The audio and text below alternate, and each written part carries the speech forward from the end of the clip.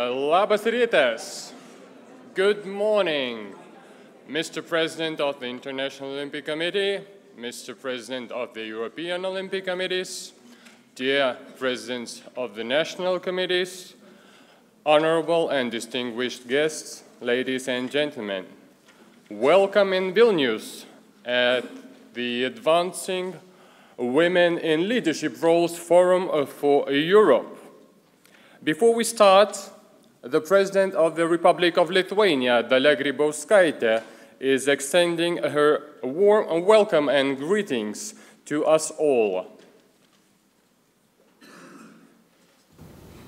Dear friends, Lithuania highly appreciates that gender equality has been included in the Olympic agenda as a key democratic value, together with the transparency and openness.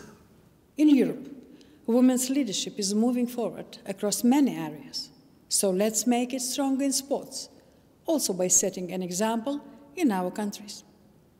We can really make it happen and create a level playing field for men and women in European sport. I wish you all a fruitful and successful forum.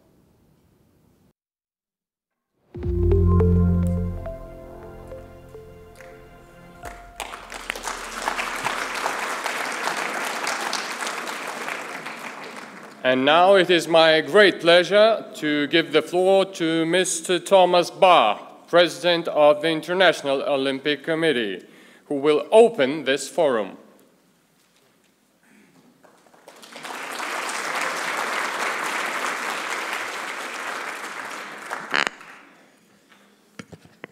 Thank you very much for this kind surprise to be the first speaker here in this forum. Dear President of the Lithuanian Olympic Committee, dear Daina, dear Acting President of the European Olympic Committees, dear Janez, dear President, Secretary Generals, dear friends, welcome to this conference and for the thank you for the kind invitation to speak on this occasion. Because advancing women's leadership in sport and in the Olympic movement is a topic which is close to our heart. As many of you know, from some meetings we had together, from some interventions at different congresses, and I think today's one is even given a very special weight by having the sound keeping you awake there during my speech. So we should make a joint effort there to really deliberate and on how we can advance gender equality in many respects even more. You may remember that with Olympic Agenda 2020 we have made gender equality one of our main topics in the IOC and for the Olympic movement. And this is why I'm very happy to see so many of you here together with representatives of governments, international organizations, NGOs, and the private sector. We need these kind of meetings in order to share knowledge, in order to take stock of what has been achieved, but even more important, why it has been achieved, and to learn the lessons from it, how we can then even improve in this very important topic. It is advancing women's leadership roles is important for sport, But I think it is also very much important for the role of sport in society, because with sport we have a great tool to empower women, to give them more confidence. And this is why I'm very happy to see that one of your topics is that it's time for women to stand for elections, to give them this confidence, to stand for election, but also to give young girls and young women the confidence which sport can build in them and the practice of sport. And this role of sport in society is, as always, more visible than in other areas of our life. And this is why we have a special responsibility also in this respect, even more so that, as you may remember, the United Nations have mentioned sport as an important enabler to achieve the UN Sustainable Development Goals, and in particular their gender equality and the empowerment of women. The way we in the IOC work in this respect is within the framework of the Olympic Agenda 2020. There, with this agenda, we commit everyone in the Olympic movement to gender balance. Each stakeholder of the Olympic movement then has to find its specific way on how to promote best gender balance and how to devise programs to achieve this goal. If we are looking for benchmarks, if we are looking then for best practices, here in Vilnius we need not to look far, because in the Lithuanian Olympic Committee we have a great example. We have our friend Daina as president of the National Olympic Committee. We are just coming from a meeting with the president of Lithuania, whom you saw is also a woman. And we learned about the many projects the NOC is undertaking from the grassroots to empower girls and young women to share the experience in sport. And there is in particular one project I would like to applaud, and this is the project Let's Start the Change, which is in fact addressing this topic in an exemplary way. With such initiatives, we prepare women for leadership positions through training and coaching. In this way, women are actively encouraged to seek a more leadership position. And if I can give you an advice from my own experience as a president of an NOC, there I see my then boss, Michael Vesper, here with us. From my experience, this is key to encourage the women to stand for election, to encourage women to make their cause, to advise them, to tell them that, of course, they may have specific needs because of their family, because of their children, because of their profession, but that all this can be respected and can be addressed, and that this experience they make in the family and in society is even qualifying them more to participate in leadership positions and to contribute their special point of view than to the decision-making bodies. So if I'm not famous for giving advice without being asked, but in this case I would like to make an exception and to advise you in this workshop there this afternoon really to think about concrete actions, how you can encourage and empower women then to stand for election, and then you will see then they will also be elected because their contribution is very well appreciated. For the IOC itself, we cannot impose any kind of measures to NOCs or international federations. This is their own responsibility.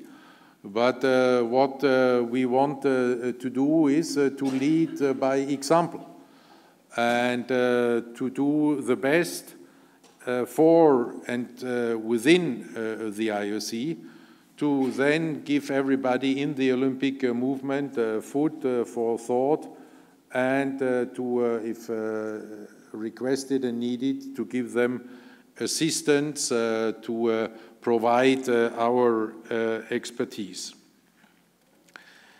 There we can, I think, look back on quite some achievements in the implementation of Olympic Agenda 2020, and maybe the most visible one is that with regard to the participation in the Olympic Games, we will definitely reach a gender balance very soon.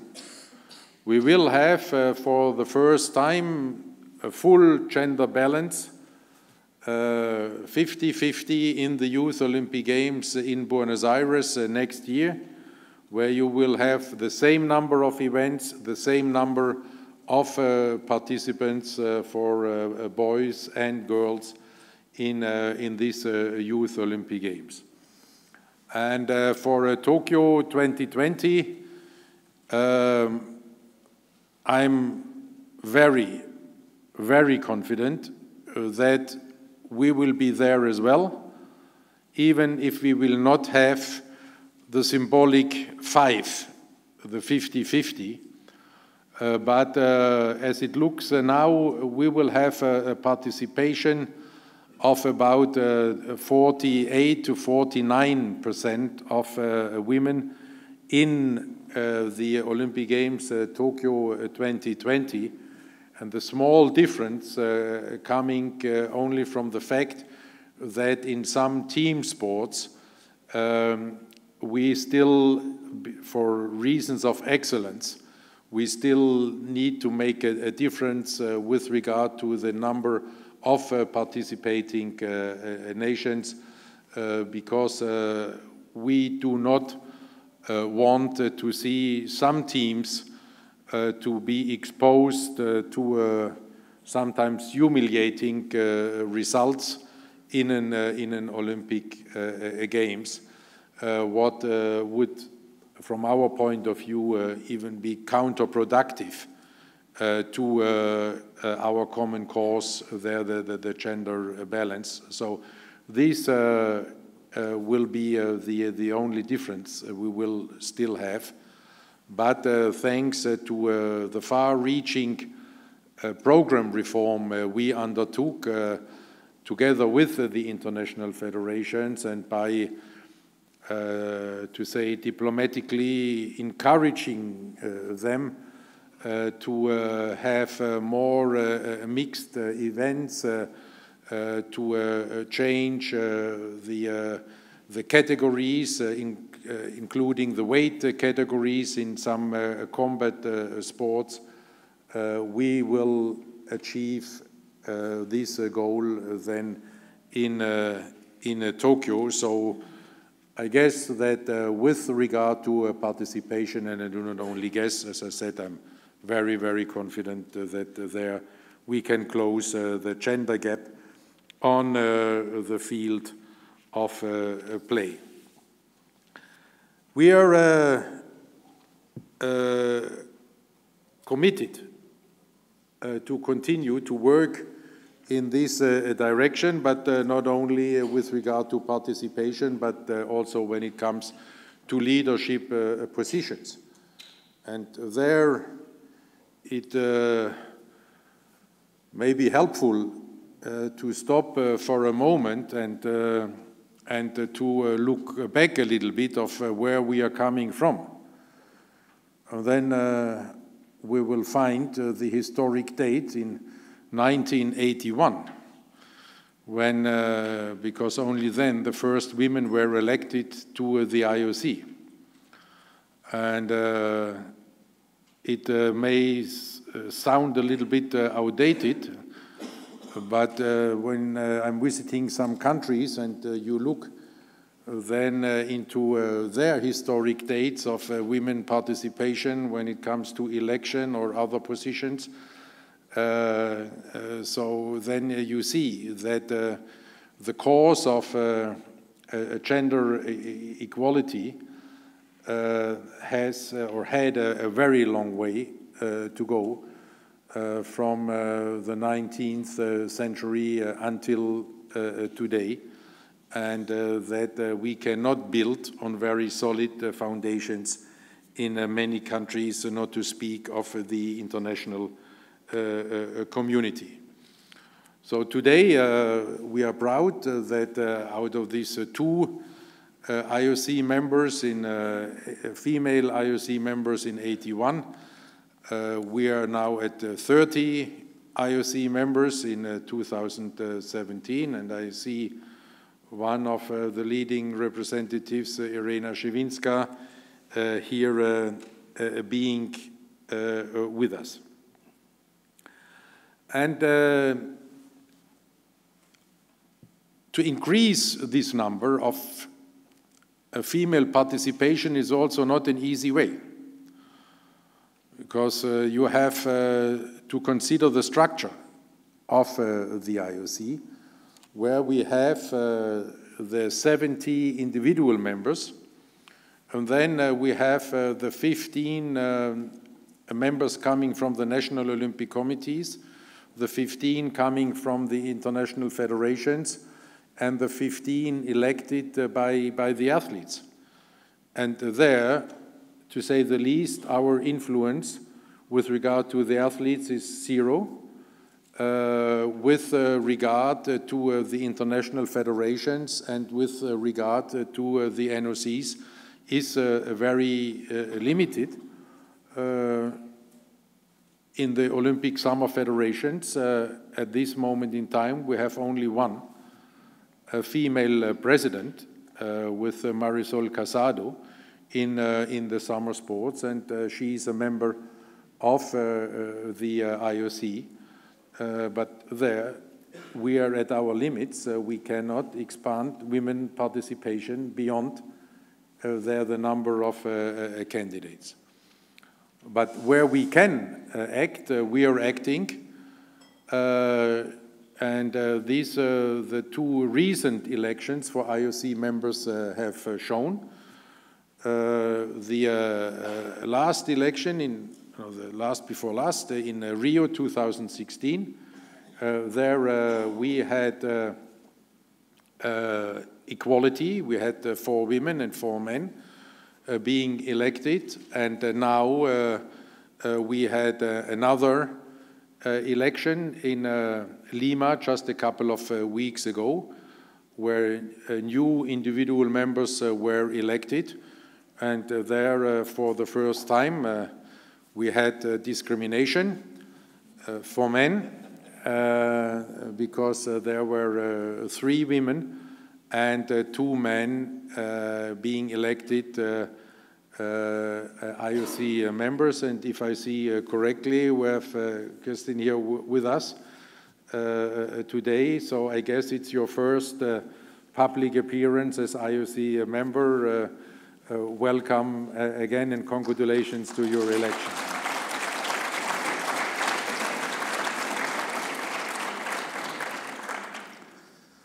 Where we also have influence, and the most direct influence is with regard to the composition of our commissions. And there we have achieved now, with the present composition of the commissions, the number of 38% women's representation.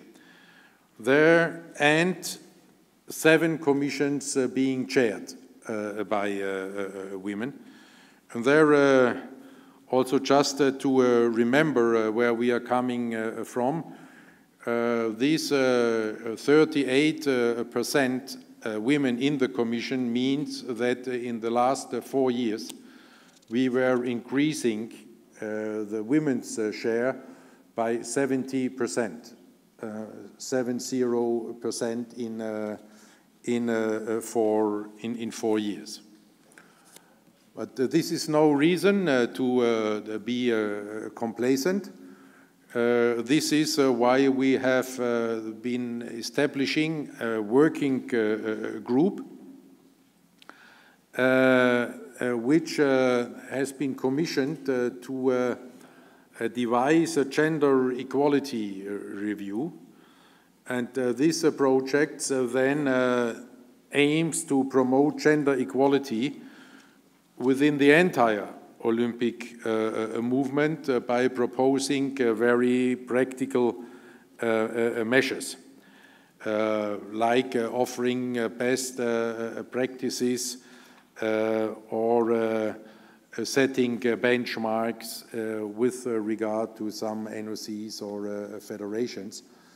And I hope that this review then can be published at the end of the year, and that then we can start working together on this basis from next year on. And it will, again, it will concern then all of the Olympic movement, the athletes, the international federations, the national Olympic committees.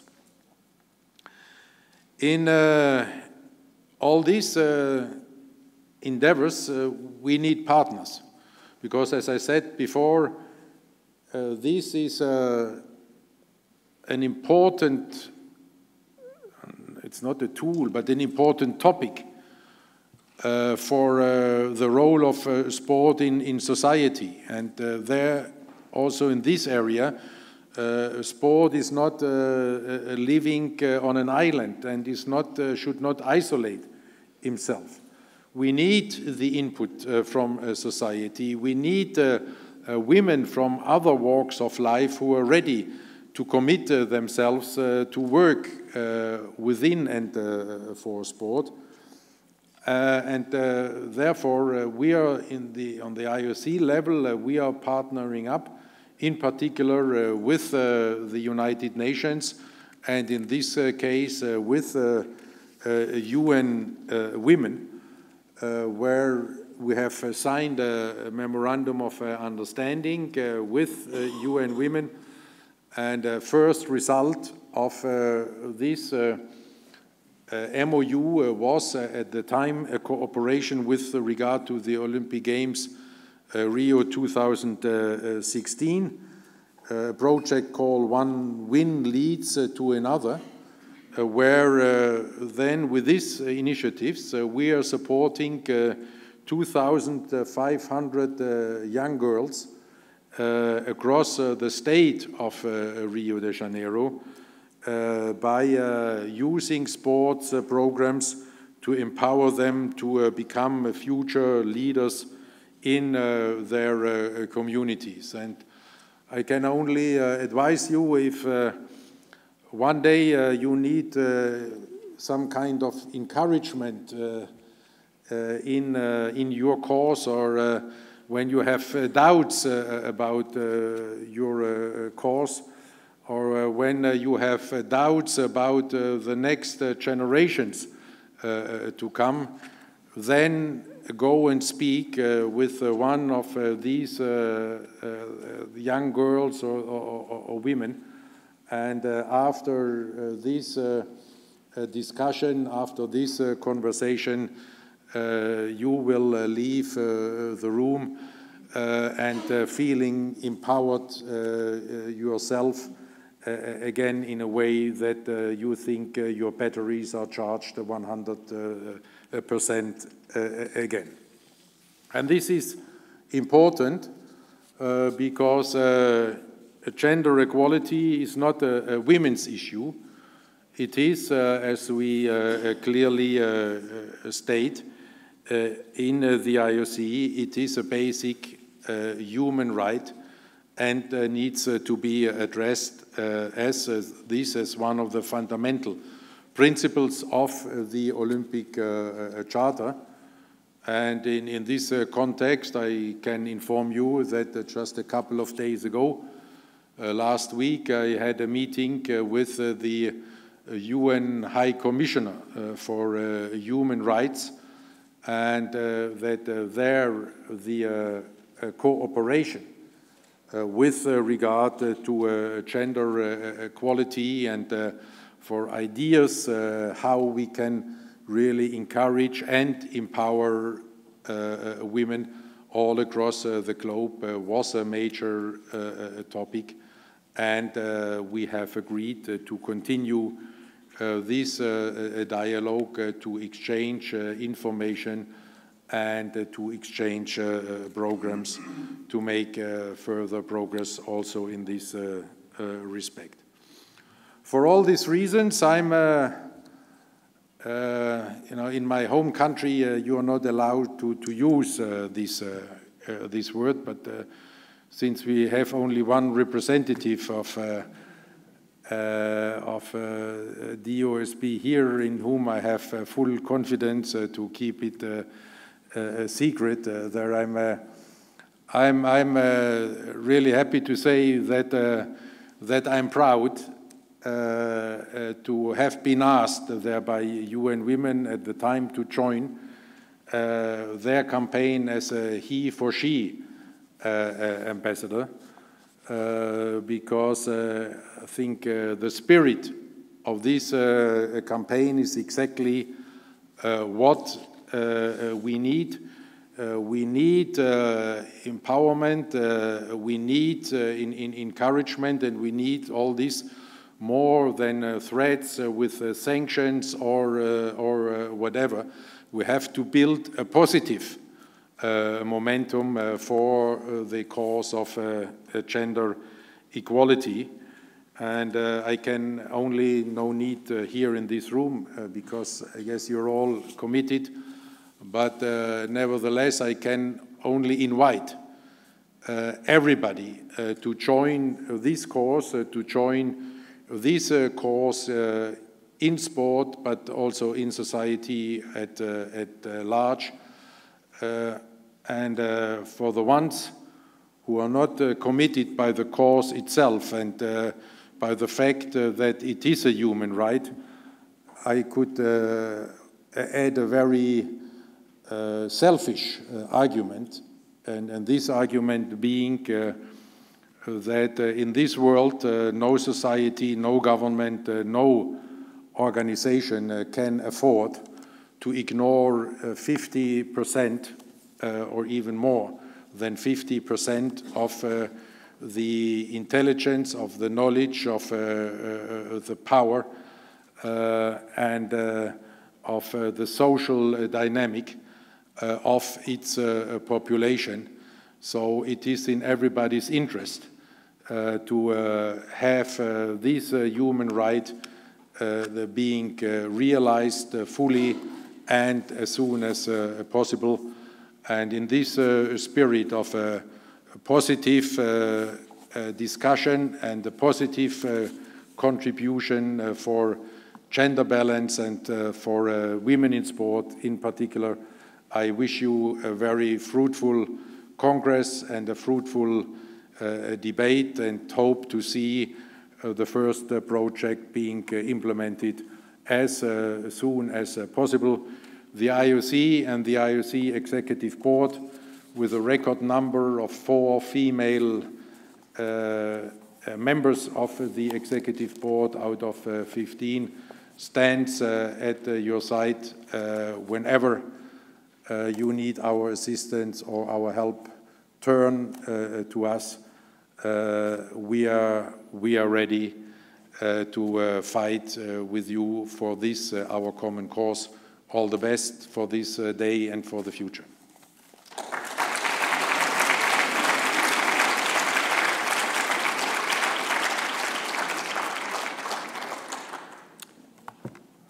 Thank you, Mr. President, for this insightful and inspiring opening speech. And I was just calculating number of employees, of men and women at the Lithuanian National Olympic Committee, and I must say that our National Olympic Committee is contributing to the advancement of women in leadership roles, as there are more women working at the Lithuanian National Olympic Committee than men. So now I would like to invite our next speaker, that is the acting president of the European Olympic Committees, Janez Kocijančič.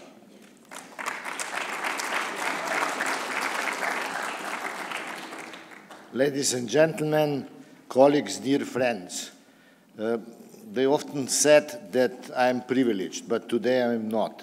Speaking after the President, Dr. Thomas Bach, in his very eloquent and precise manner, speaking before 2 distinguished ladies, the President of Lithuanian Olympic Committee, Daina Gudzinevičiūtė, then our friend Snežana Markovic, Samardžic from the Council of Europe. It is not easy, but allow me to do it my way. That means without paper and trying to concentrate to the point. First, you know, the equality of gender is a human right issue. And that means that when we look to the results of the policies, we can see some advantages, but on the other side, we are still very, very slow. We are still to very small percentages of participation of women in leading and decisive position. And the right question is, why it is so? What are the social conditions that brought us there? Let me remind you, when speaking about human rights, that Universal Declaration of Human Rights adopted by the United Nations in late 40s was prepared by a committee, and the driving force was a lady, Eleanor Roosevelt. So there are good reasons to insist in this fight. If I look to the problem, I would like to do it with all the excuses from 3 levels: personal, national, and European sports level. I wouldn't like to enter all the other items, although they might be very important. My personal approach, the 3 main ladies around me, my mother, my wife, and my daughter, are all professors at the university. They, of course, in different fields, 2 doctors, 1 linguist. They did their doctorates of science pretty early, so my only contribution to the equality of gender was that at the end I also made a doctorate of science in a 3rd field in law. Most successful of them was my wife, who was elected rector of the university, Ljubljana University, is pretty large, over 50,000 students. But here we come to the problem. She was the only one in last 100 years. That means all the other were men. And that describes the problem. And by the way, leaving them alone, my ladies, my daughter told me, Father, don't make too many jokes, they might not understand them or accept them. I'm not so sure that I will follow this advice because I think that the problem we are speaking about can be resolved by intelligent and competent ladies meeting, understanding men with a sense for humor. Slovenia. In Slovenia, we have, as an independent country, 464 men competing at the Olympic Games and 230 women, ladies. We got 38 medals. Out of them, 21 men, 17 women. 47%. So, you know, by the results, the equality of gender is there. But there is no equality of gender in governing Slovenian Olympic Committee. There was never a president of Slovenian Olympic Committee who would be a lady. Out of 175 national sports organizations at different levels, there are only 10 ladies. That's less than 6%. In the executive committee of Slovenian Olympic Committee, there are 3 ladies. That's around 14%. It's not enough. It is absolutely not at the level of the basic idea that at the end it should be half-half. Then, if I look to the European Olympic Committees, we are 50 Olympic committees. There are 4 presidents, lady presidents of the National Olympic Committees out of 50. And there are 8 secretaries general out of 50. So if you put it together, you know, 100 leading position in Europe, 12 ladies, 12%, brings us there where we are now. And keep in mind that when we climb up to European Olympic Committees, we go through the procedures like secret ballots. And here we have electorate. And that is one of the major problems. We should create comprehensive social conditions where the ladies will have the possibility to advance without any special effort. There is a lady in Slovenia, her name is Brigitta Langerholz-Žagar. She was 4th at the Olympic Games in Sydney, 800-meter athletics, track and field. She made her master degree thesis regarding the role of women in leadership positions. And her findings were following. There is nearly a total equality of men and women regarding sport, regarding coaches. There is nearly a total equality regarding the administration. The process against the ladies starts with judges. There is already an a non-existing equilibrium, and the worst situation is regarding leadership. So let us look to the problem. Let us find the ways how to deal with these problems. I wouldn't like to speak about other elements. We have a major country where the biggest achievement lately was that the ladies were allowed to drive the car. Fortunately, the country is not in Europe. We have the seat of the International Olympic Committee in a country where the voting right was given to the ladies in '71, pretty late, I would say. And the procedure why it was postponed was because of referendums, where, nota bene, men's men decided about the voting right of women. We have the situation, you know, where there are still big differences in wages for the same position between ladies and men. My country is pretty good. Slovenia is leading in all the schematic descriptions I read. European Commission said even that Slovenia has the difference between the wages or the salaries between women and men 0.9%, but it's going up nearly to 30%. And some major countries have 20% of the difference.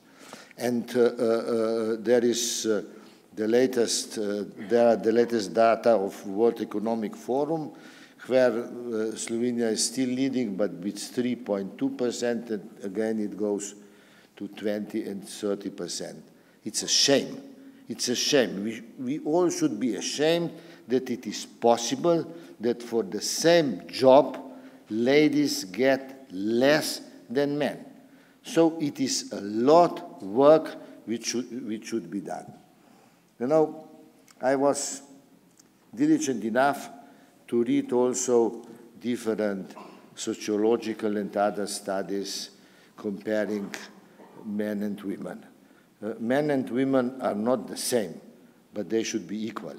And you know, if you look to these studies, I never saw a serious thought that there is imbalance in favor of men or which would be bad for ladies. There are serious articles and studies saying that ladies can, in some fields, be much better than men. For instance, that emotional intelligence, which is very important for modern times, is stronger with ladies than with men, that the ladies can do more things at the same time, not as men who normally concentrate to one thing. For instance, they can drive the car and speak on mobile phone. Unfortunately, it's prohibited. But that was a friendly joke. In principle, there is absolutely no reason to these differences. And when asking why, we should ask us also what to do to overcome this barrier and to bring us to this situation 50-50. Look to the situation. No president of IOC, no president of any major Olympic committee, nor America, nor Japan, nor China, nor Germany, nor Great Britain, nor France, nor Spain, nor Greece was ever a lady. So, you know, we come back again to the so-called electorate. And my opinion is that these problems should be studied much more carefully, and that we should fight for the equality of gender in much more efficient way. If not, we can come to the old socialist joke that all people are equal, but some people are more equal than the others. Let us not do it.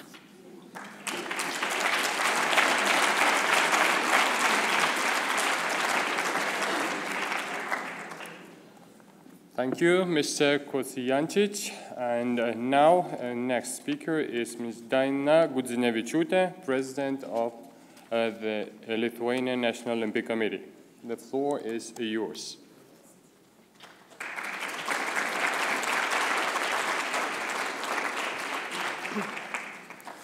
I would like to follow President Thomas Bach and to address you, dear friends. And it's not so easy to talk after the presidents, after so extensive speeches on women leadership. But I would like to say only some words that it is a time when we are talking about women leadership and about equality more and more. And this forum is to provide women in leadership and the idea that equality is not just important for those who are unequal, but for everybody, because our strength it is in diversity. These 2 days we will discuss and work together to encourage and to support women to be more visible and to participate more in decision-making in sport. And I hope that this work will be like a roadmap for all Olympic sports organizations in Europe. I wish you good work.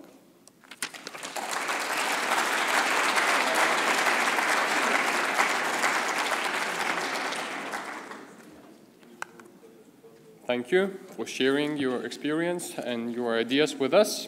Next on our agenda is Ms. Snežana Samardžic-Markovic, Director General of Democracy at the Council of Europe. The floor is yours.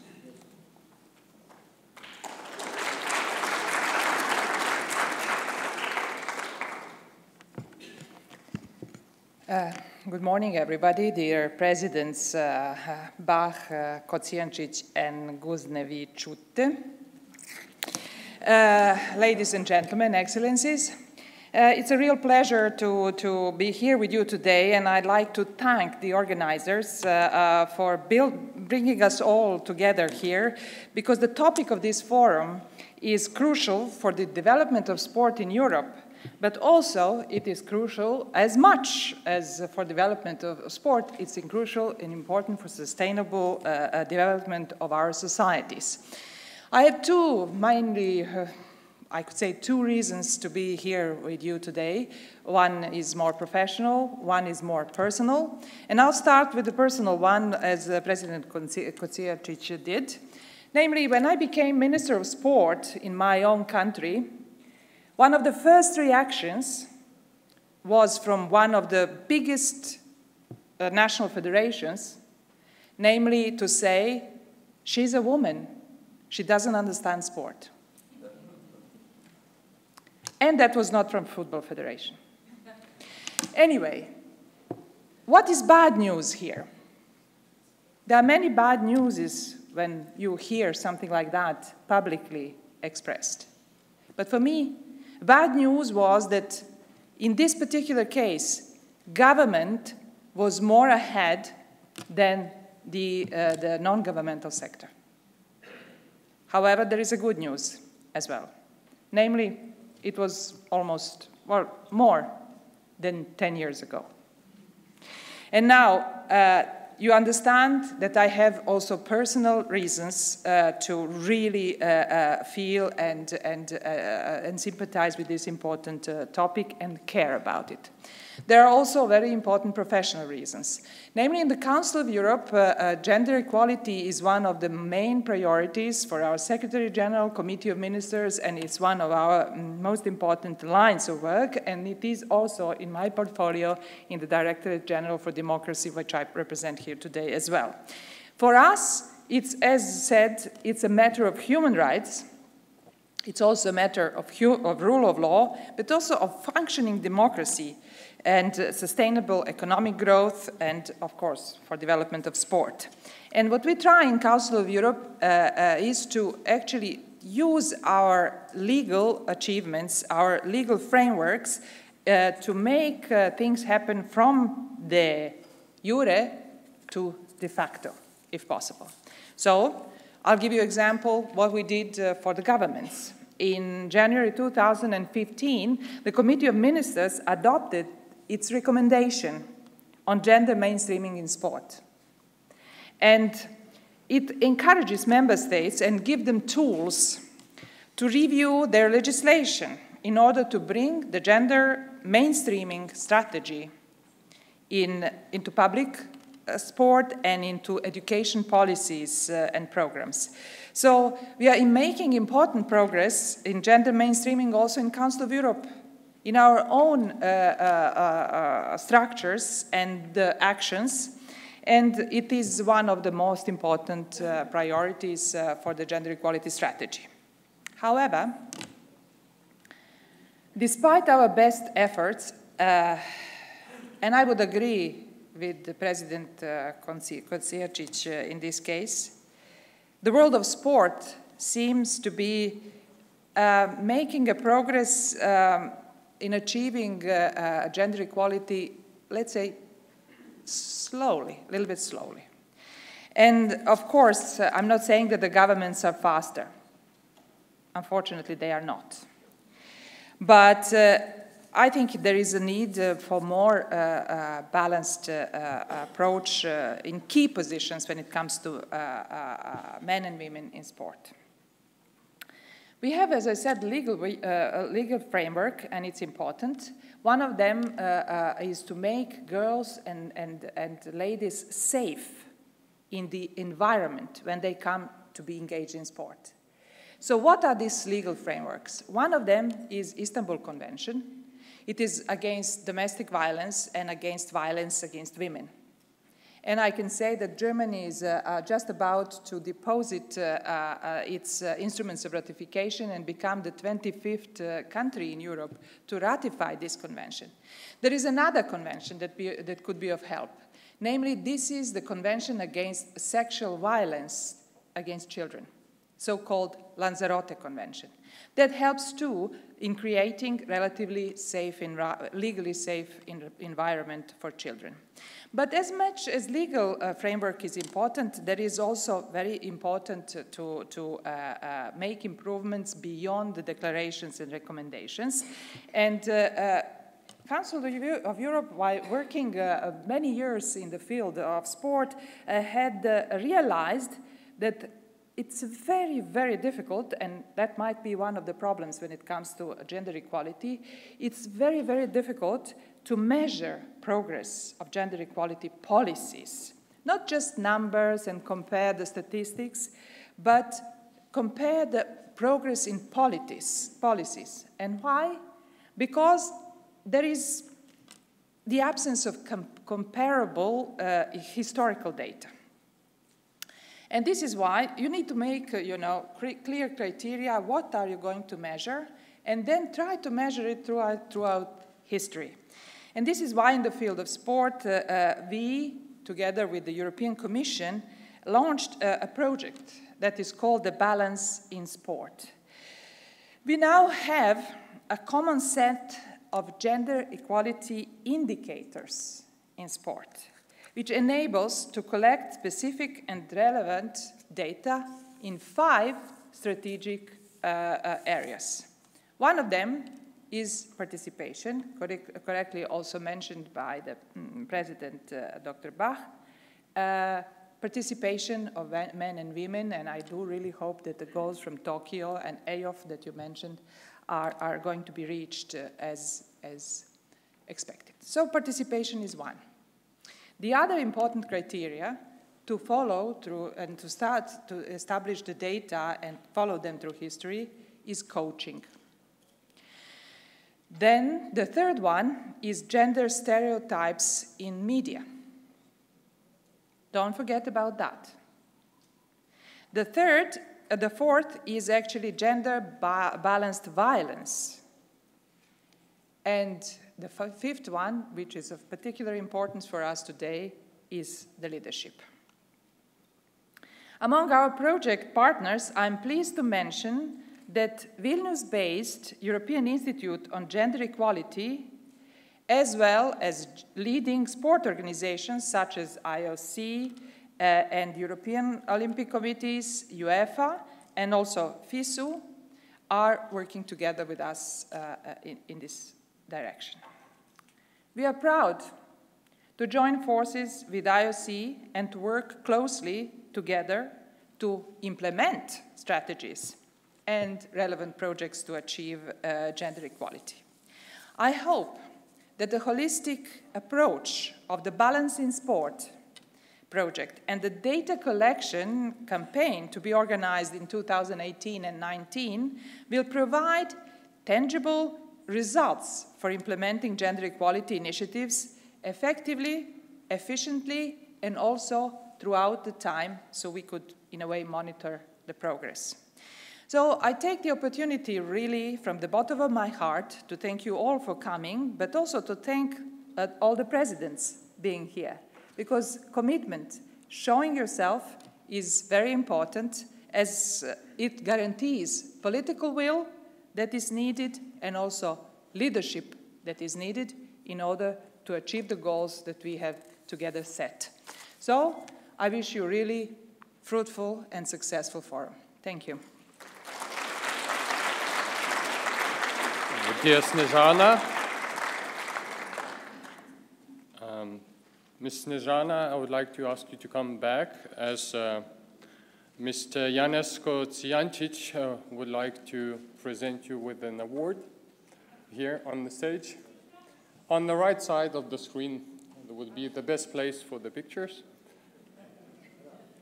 Right side from this perspective? Yes, on your right.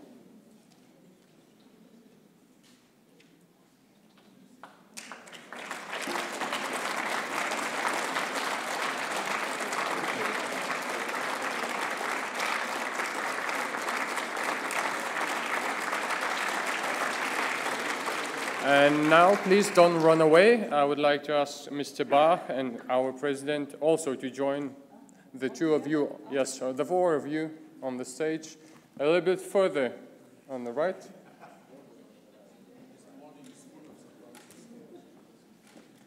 Yes, and all your secrets are safe. They are streamed live and safe on the internet.